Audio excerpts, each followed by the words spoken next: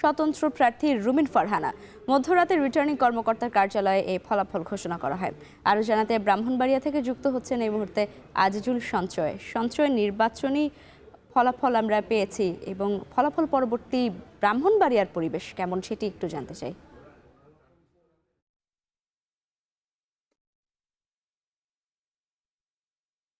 লাইভে আপনি যেমনটি বলছিলেন যে ব্রাহ্মণবাড়িয়ার ৬টি সংসদীয় আসনের মধ্যে ৪টিতে বিএনপি এবং একটিতে বিএনপির জোট প্রার্থী। এছাড়া আরেকটিতে বিএনপির আসলে বহিষ্কৃত যে নেত্রী ব্যারিস্টার রুমিন ফারহানা তিনি স্বতন্ত্র হিসেবে প্রতিদ্বন্দ্বিতা করেছেন ব্রাহ্মণবাড়িয়া ২ আসন থেকে, সেখানে তিনি জয় পেয়েছেন। অর্থাৎ সব মিলে যদি বলা যেতে পারে আসলে এই ৬টি আসনেই কিন্তু বিএনপি আসলে বিজয়ী হয়েছে বলা যেতে পারে। যদিও রুমিন ফারহানা আসলে আমরা গতকালকে তাকে প্রশ্ন করেছিলাম যে তিনি আসলে বিজয়ী হওয়ার পরে যে তাকে যেহেতু দল থেকে বহিষ্কার করা হয়েছিল এই স্বতন্ত্র হিসেবে নির্বাচন করার জন্য, আসলে এখন যেহেতু তিনি বিজয়ী হয়েছে, আসলে আমরা অতীতে যেটি দেখেছি যে স্বতন্ত্র প্রার্থী আসলে যাদেরকে প্রথমে বহিষ্কার করে তারা কিন্তু পরবর্তীতে আবার দলে ফেরেন।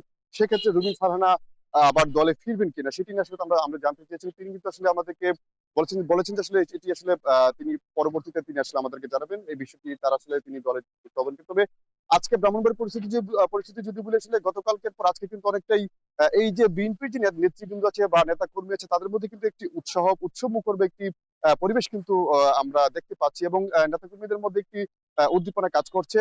একটু তথ্য দিয়ে রাখি লাইবা, আজকে দুপুর 3:30টার দিকে কিন্তু সরাইলের উচালিয়াপাড়া থেকে এই ব্যারিস্টার রুমিন ফারহানার সমর্থনে একটি বিজয় মিছিল অনুষ্ঠিত হবে। আমরা সেই খবরটি পেয়েছি।